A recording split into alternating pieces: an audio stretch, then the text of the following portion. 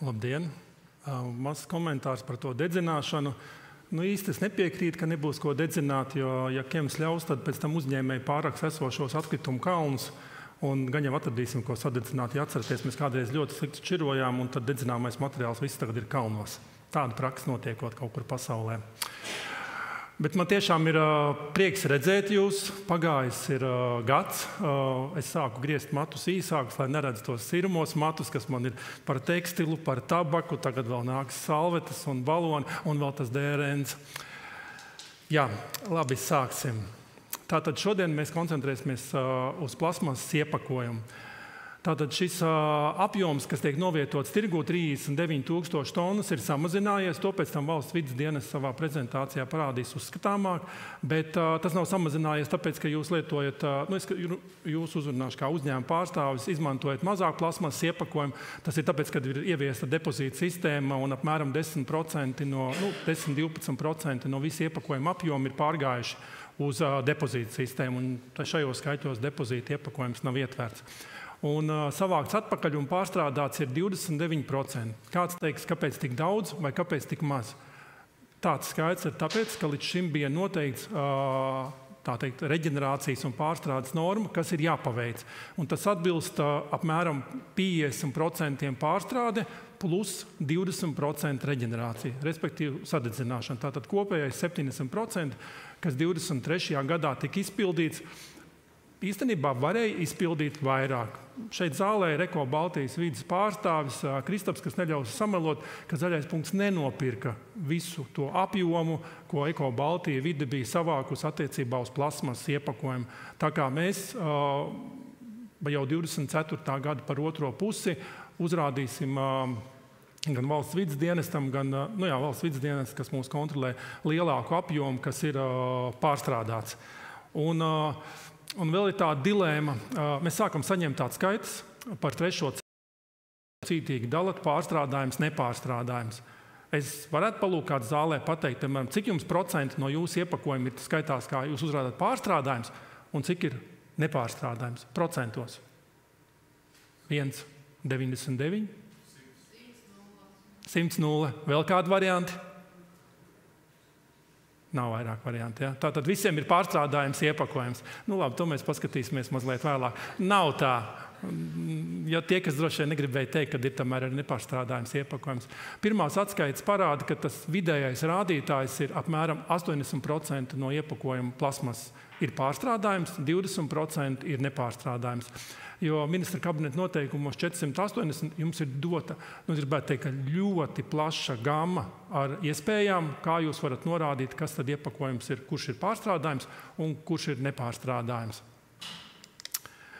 Lūk, mēs veicām pētījumu, mēs arī dažreiz startējam LIFE projektos, vinējām, bet ieguvām naudiņu, un šīs, finansējuma ietvaros izveicām pētījumu. Latvijas biozinātņu un tehnoloģiju universitāte, pareizi.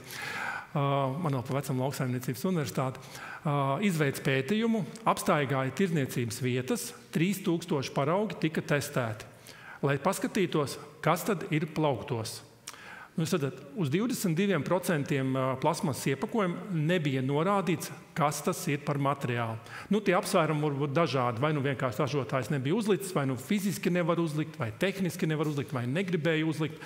Tā tad nevar identificēt materiālu. To jūs ņemat vērā arī attiecībā uz savu plasmasas iepakojumu, tad, kad jūs dalīsiet pārstrādājums, nepārstrādājums. Un 13% no visu šī iepakojuma tiek kvalificēti kā sarežģīti pārstrādājumi, vai nav iespējama šī pārstrāde. Un pamatā tie ir daudzslāņu polimēru iepakojumi. Jo rūpnīcas, diemžēl, vēl nav tik ļoti attīstītas attiecībā uz polimēru iepakojumu pārstrādi, un jo vairāk ir slāņu, kas ir vairāk par vienu, un vēl saliek kopā, piemēram, LDP, HDP un vēl dažādus materiālus, jo es zinu, ka, lai produkti ilgāk glabātos, mēs visi veikalos gribam garus termiņus, tad ir jāizmanto vairāk slāņu, un tas sarežģīja pārstrādi. Tātad es vēršu uzmanību Kemam. Tātad 13% pēc pētījuma ir nepārstrādājumi. Un tad nesakiet, ka jums ir 0 un 100. Tā nebūs. Tātad par nodokli tur bišķiņi cipariņi noslīdējuši. Jūs arī redzat, 1,2 un tad apakšā 5. Ja? Vai ne? Jā, mazliet tie cipari ir noslīdējuši, bet šis ir mazliet savādāk pagriezt. Tas jau, ko Rudīte mums teica par šo te nodokli. Tātad mēs, kā ražot atbildības sistēma, tagad būsim tie, kas šo te nodokli maksā. Jo vieglāk ir iekasēt nodokli no 4 uzņēmumiem, nevis no vairāk nekā 5000 komersantiem. Un tad es vēlreiz atkārtošu. Tātad, ja jūs laižat tirgū pārstrādājumu iepakojumu, un mums ir izdevies to visu 100% pārstrādāt, tad mums valstī ir jāmaksā apaļa nulle. Nav jāmaksā. Eiropas Savienība par to droši vien nepriecāsies, jo 14 miljoni, ko iepriekš saņēma, bija diezgan ievērojama naudas summa. Tātad, ja mums kaut ko neizdosies pārstrādāt no jūsu pārstrādājumā iepakojuma, tad mums būs jāsamaksā 80 centi par katru kilogramu. Tālāk ņemam nepārstrādājumu iepakojumu. Ja mums būs izdevies visu 100% sadedzināt, tad būs jāsamaksā tikai 80 centi par kilogramu, bet ja tomēr mēs nebūsim, tā teikt, visu savākuši un ielikuši dedzināšanas krāsnī un ieguvuši siltumu, tad būs jāsamaksā pilnai šis te nodoklis 1,25 centi par katru kilogramu. Atgādināšu, kā veidojās tarifs. Otrdien bija Tautsaimniecības komisijas sēde. Es teikšu tā, mūs kārtīgi nolēja ar samazgām, ka mēs esam vainīgi pie tā, ka tagad viss ir palicis tik dārgs, sākot no 100% līdz 300%. Un to pat teica arī esošie deputāti, un neminēšu, kuru ministri, lai pēc tam man tagad nesūtīt visādas ziņas sliktas. Ja? Un cilvēkiem tiešām mēs centīsimies izskaidrot, jo nav rasi vainīgi pie tā, ka šis nodoklis ir jāmaksā. Un apsaimniekošanas tarifā mēs esam ielikuši šo te nodokļu tiesu, ko mēs domājam, ka mēs neizpildīsim. Jo vienkārši nevar visu izpildīt. Pirmkārt, jūs nenovietosiet tirgu visu pārstrādājumu iepakojumu. Otrkārt, visi neaizies līdz šķirošanas konteineriem. Tātad tas apsaimniekošanas tarifs, kas parādās, tad, ka jūs mums esat atsūtījuši atskaiti un mēs jums aizsūtam atpakaļ rēķinu, tad šis te tarifs veidojās. Tātad konteineri ir jānopērk, konteineri ir jāizvieto. Es runāju par šķirošanas konteineriem. Tālāk pēc šiem konteineriem ir jābrauc mašīnai, tie ir jāizcilā, jāatved atpakaļ uz apstrādes centri. Tālāk jau notiek šī te sašķirošana pa materiāliem veidiem. HDP, LDP, kanniņas baltas, plēve melna, plēve bezkrāsaina. Tālāk tas tiek sūtīts uz pārstrādes rūpnīcām, kurām arī ir kaut kas dažreiz jāpiemaksā. Un, protams, ka ļoti liela nozīme ir sabiedrības izglītošanai, jo cilvēki nesaprot, ko darīt. Es varbūt pārspīlēšu mazliet, ko darīt pieejot pie dzeltenā konteinera, tāpēc pēc gada parādīsies piktogrammas, kur būs redzams tā, es paņemu iepakojumu, piktogramma, paskatos uz konteineru, ir piktogramma, liek tai konteinerā iekšā. Un, protams, tad tas viss mums ir, teiksim tā, jāadministrē, no jums atskaits ir jāpaņem, auditori pie jums ir jāizsūta. Un, protams, vēl klāt ir šī dabas resursu nodokļa sadaļa par to, kas netiks paveikts valstī un Eiropai pa prātam. Šeit es esmu parādījis, tā teikt, attēlu, kas ir līdz 1. jūlijam, respektīvi līdz 30. jūnijam, apmēram 70% no visas jūsu samaksātās naudas, kas ir cenā, tika novirzīta šai te savākšanai un pārstrādē. Skatāmies tālāk. Nākošais vidējais stabiņš, tas ir apsaimniekošanas tarifs, nopublicēts Latvijas zaļā punkta mājaslapā, tie ir 619 eiro par tonu. Ir palielinājusies tā sadaļa, ko mēs maksāsim par savākšanu pārstrādi, jo mēs jau vairs nevaram vākt tikai 50. Mums ir jācenšas savākt maksimāli tuvu 100. Tad attiecīgi, protams, katrs nākošais kilograms, kas ir jāsavāc, tas maksā vairāk. Bet mēs tomēr rēķinamies, ka kaut kāda daļa netiks savākta un netiks pārstrādāta. Tie ir tie 145 eiro par tonu, ko mēs plānojam maksāt valstī. Jo, būsim realisti, nebūs nekad, arī jūs visi 100% neaiziesiet līdz konteineriem, neiemetīsiet visu plasmasas iepakojumu, bet es ļoti aicinu to. Un tad pēdējais stabiņš atspoguļo nepārstrādājumās plasmasas apsaimniekošanas tarifu sastāvu. Tātad 800 eiro mums būs jāsamaksā jebkurā gadījumā valstī, pat ja mēs sadedzināsim. Mēs plānojam, principā, visu sadedzināt. 1250, tā kā negribās maksāt, centīsimies visu aizvest uz sadedzināšanas rūpnīcu, un tie 107 eiro par tonu sadedzināšanas rūpnīcai arī jebkurā gadījumā ir tomēr jāmaksā. Tā kā mēs aicinam jūs ja vien ir iespēja izvēlēties, protams, šo pārstrādājumu iepakojumu, jo tad šis 800 vai 1250 eiro nodoklis nebūs iekalkulēts cenā. Respektīvi, nebūs mums jāmaksā. Mums uzņēmums zvana prasa, ko mums darīt, kā mums samazināt šīs izmaksas. Tad viens no veidiem ir, jūs varēsiet noskanēt ar QR kodu šo skaisto emblēmiņu un bez maksas iegūt savā īpašumā tā teikt, rekomendācijas, jeb grāmatu par iepakojumu dizainu. Liels paldies Ivetai Kraujas kundzei, kura pat labāk arī ir zālē, respektīvi iepakojumu asociācijai, ar kuras palīdzību mēs iztulkojām Pasaules iepakojuma organizācijas radītu materiālu, kurā jūs varat smelties dažādas idejas par to, kādi ir iepakojumi un ko varētu izdarīt vēl mazliet labāk. Es nesaku, ka jums būs iespēja tur atrast risinājums, kā tikt vaļā no plasmasas iepakojumu un tagad visu pārlikt stiklā vai visu pārlikt plasmasā. Visticamāk, ka pienu mājās nenesīsim papīra kulītē, bet iespējas ir dažādas. Tā kā skanējiet un izmantojiet. Par tekstilrasu. Vai nē, es tomēr gribēju vienu piemēru izstāstīt. Man par šitā patika. Lai labāk iesēžās atmiņā, vienmēr labāk piesaukt ir piemērs. Ir zālē cilvēki, kur atcerās, ka kādreiz bija telefona numura ar 5 skaitļiem, un, lai pieteiktu sarunu ar mammu, bija jāiet uz telefona centrālu un jāgaida rindā. Jā, ir atceraties. Jā. Es, piemēram, kādreiz dzīvoju Jelgavā kopmītnēs, kad mācījos universitātē, un es vēl šobaldienu atceros kopmītņu telefona numuru. Un es atceros tikai uz vienu iemeslu, tāpēc, ka man pateica tādu algoritmu 2 + 6 ir 8, -1 ir 7. Lūk, tas ir tāds piemērs, kā labāk atcerēties.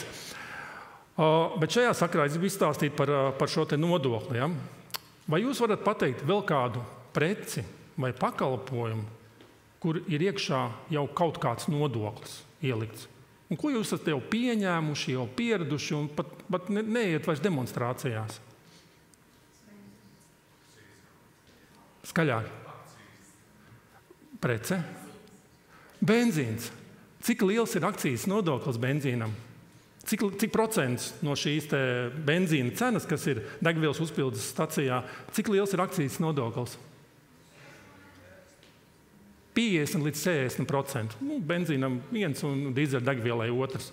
Un vēl pa virsu ir PVN. Kāpēc jūs neiet demonstrācijās? Nākošais. Kāds vēl pakalpojums? Jūs visi izmantojat šo te pakalpojumu. To es nebiju padomājis, bet elektrībai kāds? Oiks. Maziņš, jā? Bet tāds pa mūsu nozarē, pa šodienas tēmu. Atkritumi. Kādu nodokli jūs esat, teiksim, apmaksājat, kas ir iekšā atkritumu savākšanas tarifā? Par atkritumu noglabāšanu.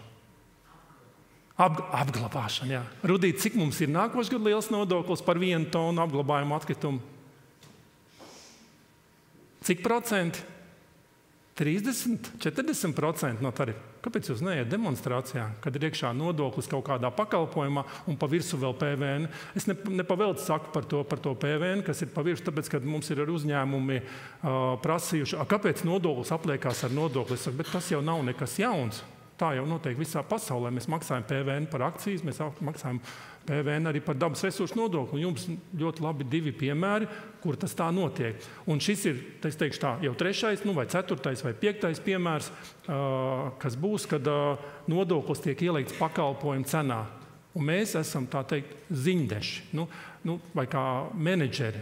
Jo stāties priekšā situācija. Piemēram, valsts būtu izvēlējusies veidu, ka no jums iekasēs. Mēs sakam, mēs ar nodokli nē, mēs tikai saņemsim šos 150, šos 227 eiro par tonu un izpildīsim tik, cik valsts ir noteikusi 50% pārstrādes, 20% reģenerācija.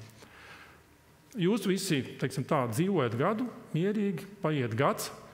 1. maijā mēs aiznesam savus pārskatus uz valsts vides dienestu un līdz Atis ir zālē vai nav? No valsts vides dienesta. Tad būs. Pajautājiet viņiem. Mums ir noteikts, ka mums nākošajā gadā Būs par katru plasmasas iepakojumu novietotāju tirgu jāsniedz atsevišķi individuāli dati, cik tad daudz jums plasmasas iepakojums bija, ko jūs novietojat tirgu, un cik ir pārstrādājums, cik ir nepārstrādājums. Tātad atpakaļ 1. maijā mēs uz Valsts vides dienestu aiznesam savu lielo atskaitu, parādam, tātad mums klienti noziņoja 100, mēs pretī izpildījām 50 plus 20. Un tie 100 veidojās 2,5 klientu par katru konkrētu vārds, uzvārds, personas kods un tik daudz kilogramu. Valsts vides dienests paskatās, jā, labi, tā, jūs 50% izpildījāt, labi, par neizpildītiem 50% reiz 800, par 20% sadedzināt, tātad 80% nesadedzināt, reiz 1250. Viņi sarēķinās, 14 miljoni droši vien, ka nesanāks. Zaļā punkta apsaimniekošanā ir apmēram puse no visa plasmasas iepakojuma, kas tiek novietots Latvijas tirgo. 7 miljoni sanāk puse, ja? Un tad tas tiks sadalīts uz galviņām proporcionāli jūsu iepakojumu daudzumam. Un tad jums būs, kā Rudīte teica, 23. oktobrī jūs saņemsiet rēķinu. Valsts vides dienests visticamāk aizsūtīs valsts ieņēmumu dienestam sarakstu ar uzņēmumiem, kur ir nodokļu maksātāji. Un tad jūs saņemsiet, varbūt oktobra sākumā rēķinu par pagājušo gadu, cik jums ir jāmaksā liels nodoklis. Un tad es domāju, kā tad jūs saķersiet galvu. Tas nav ne uzbraucams, tas vienkārši izstāsta scenāriju. Valsts izvēlējās to ziloni ļaut apēst pa daļām. Un, respektīvi, mums ir vēl interese, teiksim, lai šis apsaimniekošanas tarifs būtu pēc iespējas zemāks, jo mums tomēr ir konkurence, skriet pakaļ katrai plasmasas druskai. Kristap, Eko Baltija vide, jūs to darāt vai nē? Jūs to, ko kādreiz varbūt aizvedāt, noglabāt, jā, tas tur neties, tad jūs tagad to ceļat augšā, liekam iekšā ķīpā un sūtam prom uz pārstrādi. Jā. Lūk, tas bija īsais pastāsts, bet jūs to labāk atcerēsieties caur piemēru. Par tekstilu rasu. 1. jūlijas tagad ir palaidies. Jā, bija šķēpu laušana par to, kad vai lietotos apģērbus ielikt vai neielikt, un Eiropā redz lietotie apģērbi nav ielikti. Bet jāatcerās, ka nav jau Eiropā tāda situācija kā pie mums, jo tik liels īpatsvars lietotu apģērbu kā pie mums jau nav. Jo tad es vienmēr jautāju, kur tad tie lietotie apģērbi paliek pēc tam, kad viņi jau ir vienreiz vai otrais vai trešoreiz nolietoti. Mēs taču nevaram uz konteineru uzrakstīt virsū ziņu. Šeit jūs varat likt to apģērbu, ko jūs esat nopirkuši jaunu. To, ko jūs esat nopirkuši, teiksim, lietot, ja, to jūs šeit nevarat likt, jo viņi nav samaksājuši par to. Es vienkārši izskaidroju situāciju, kāpēc arī lietotie apģērbi ir ielikt šajā te likumā iekšā. Protams, ka tie apjomi par to pirmo, bet par 3. ceturksni, kas ir pirmoreiz noziņots, ir ļoti mazi. Ir ļoti mazi, jā, tie 30,000 tās tonnas. Es gadā domāju, es nezinu, vai sasniegs, grūti pateikt. Bet jāpaiet ir veselam gadam, lai mēs varētu objektīvi par to spriest. Kā es minēju, ir statistika saka 30,000 tonnas, kas gadā tiek novietots tirgu. Redzēsim. Kopā ar Eko Baltija vide mēs jau kopš 19. gada testējam, eksperimentējam ar šiem te konteineriem. Mums ir pat labāk jau 320 konteineri izvietoti, un esam diezgan daudz jau naudiņu patērējuši, lai jau jūs varētu jau negaidot normatīvu aktu ieviešanu, jau šķirot savus tekstīlijas. Un te var redzēt to dinamiku. Pat labāk 23. gadā jau šīs ir 2000 tonnas, kas tiek savāktas atpakaļ un aizsūtītas. Pamatā tā ir atkārtotā aprite. Sākotnēji vēl 20. gadā mēs mācījāmies, tie bija tikai 54%, kad atradām pielietojumu, tad tagad principā 98% no tā, kas ir konteineros, ir jau kaut kam jau derīgs, vai atkārtotai lietošanai vai pārstrādē. Un es gribētu teikt, ka cilvēki arī ir palikuši jau gudrāki un apzinīgāki, un ne visi izmanto šos te sarkanos konteinerus, vai citā krāsā šos tekstilu konteinerus sadzīves atkritumu izmešanai, jo tur mēs esam atraduši visu kaut ko iekšā. Tātad neprasīšu, neceliet rokas tie, kas smēķē. Ja? 1,8 miljārdi cigarešu tiek gadā izsmēķēts. Šādas ainas jūs esat, protams, redzējuši. Un tāpēc arī Eiropas Savienība ir noteikusi, ka no 24. gada 1. janvāra lūdzu kaut ko dariet. Un, respektīvi, tas ir paņemt naudu no tiem, kas smēķē un šīs cigaretes izmet, novirzīt naudu uz pašvaldībām, uz visām 43 pašvaldībām, lai tiktu izvietotas vairāk urnas tieši atkritumu izsmēķiem. Mēs nopirkām 172 urnas, tagad nākošais gadu atkal pirksim nākošās urnas. Varbūt tas nav daudz, bet pamazām, jo vairāk ir šo te urnu, jo lielāka iespēja, ka tas cilvēks varbūt nenometīs zemē, bet iemetīs šajā urnā, jo nav jau mērķis savākt šos te izsmēķus un pārstrādāt. Tas nav iespējams. Ja? Galvenais, lai tie nenonāk dabā, jo tad, kad, piemēram, jūs taču esat ejot peldēties, jūs redzat peltas končiks, ja? Apkārt zivis mirst, tur 10 litros, tur zivis viss ir beigts, iemet vienu izsmēķi. Lūk, Evijas mīļie šitie tie izsmēķi, jā. Kaut ko tādu mēs vēl nebijām piedzīvojuši. Es pēc tam runājos ar cilvēkiem, viņi teica, priecājies, ja? Pastāst viņš tāds, mums tā kā apzaga, kārtīgi, mēs nopirkām 24 vai 25, 26, šitik garas apmēram, tāds cauruls, viss mums tur mākslinieks uzdizainē, tā kā jūs redzat attēlā, salikām Vērmaņu dārzā, pēc tam vēl kaut kādos, kurā dārzā mums nozaga? Nordeķu parkā, jā. Vienā naktī atnāca un aplasīja visas mūsu cīgmīnas. Tas nekas, ka viņas bija zemē iesprausts, iedurts, un tad man viena aģentūra paziņa, kur strādājas, viņai teica, izstāstīja šito bērnu. Viņš saka, priecājies, tas nozīmē, ka jums bija tik efektīva kampaņa, ka jums pat nozaga visus rekvizītus, un tagad kaut kur mājās kāds kaut kur tur, un tagad atgādina sev, jā, es laikam vairāk nesmēķēšu.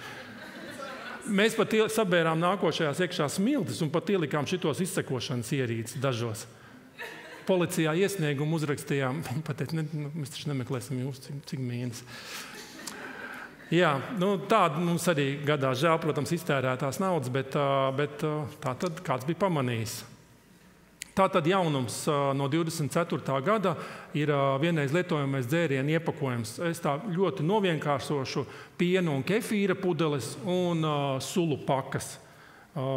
Tas ir tas, kas ir jāuzskaita atpakaļ, tiksim tā, atsevišķi, gan šīs te piena pudeles, gan arī tajās, es negribu teikt tās tetrapakas, bet tā jau saprot, šīs te kartona dzērienu pakas, jā, ka tur ir iekšā gan alumīnijas, gan polimēni, gan kartons, un mēs jums neprasam šo atskaitēs prasīt tikai tāpēc, ka mums tā patīk.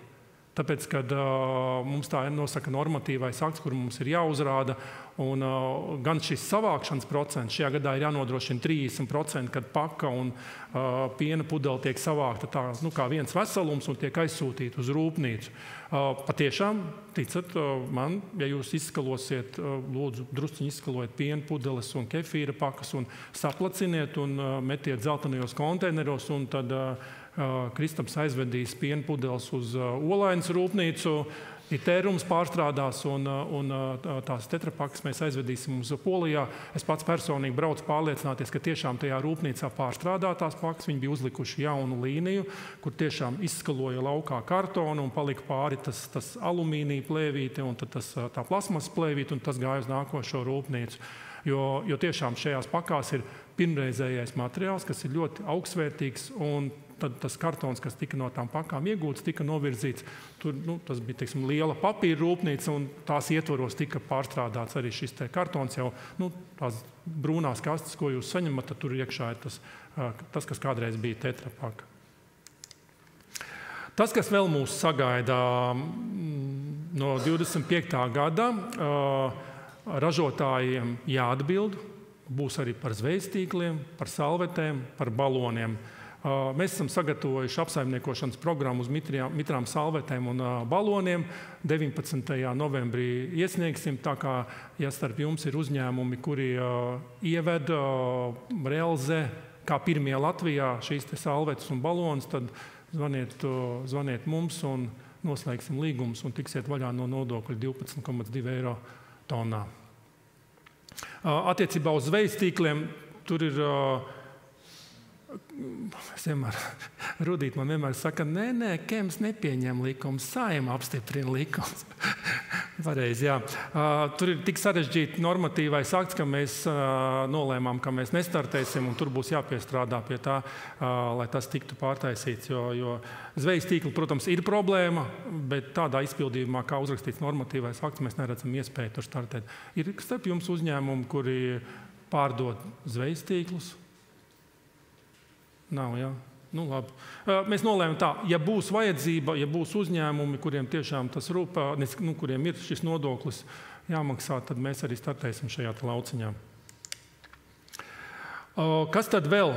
Es redzēju Rudītas prezentācijā mēbeles. Es neieliku, bet es pats tikko biju Francijā. Mēs aizbraucām paskatīties uz vienu uzņēmumu, un viņiem ir mēbeļu ražot atbildības sistēmu uz mēbelēm. Pat vesels 3 kompānijas, kuras nodrošina to, ka tās mēbeles, kas beigušas kalpot vai kas nav vajadzīgas, ka tās var nodot, pēc tam tās tiek samaltas, pārstrādātas, un tad vai nu tiek aizsūtīts dedzināšanai, vai tiek aizsūtīts tas materiāls jaunu mēbeļu vai citu kaut kādu produktu ražošanā. Jūs visi esat iedzīvotāji. Ir kāds metis laukā mēbeles un teica, kur lai es lieku tagad to veco sekciju, vecmāmiņas? Un kur jūs likāt? Sadedzinājāt? Atrada konteineri. Izjaucāt pa sastāvdaļām un salikāt konteineri. Nu labi, es paredzu, ka tagad tās mēbeles kalpo ar vien īsāku laiku, tās, kas tiek pirktas jaunās, vecmāmiņas krēsli, droši vien tie vēl 100 gadus nostāvēs, bet kalpos īsāku laiku, un tas kā problēma parādīsies, kad iedzīvotāji vairāk mainīs šīs te mēbeles, un tad, kur man tagad to likt? Nu, lūk, un tas, kas klīst Eiropas Savienības gaiteņos, ir nākošās ražotāja atbildības sistēmas uz kosmētikas un uz farmācijas produktiem. Un stāsts ir ļoti vienkāršs. Šie ir 2 lielākie piesārņotāji tieši kanalizācijas ūdeņiem attiecībā uz mikroplasmasu.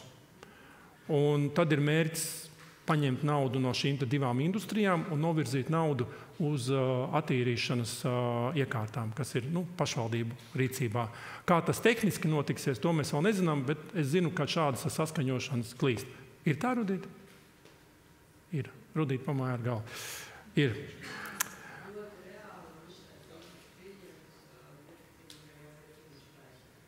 Kurā gadā mums tas draud?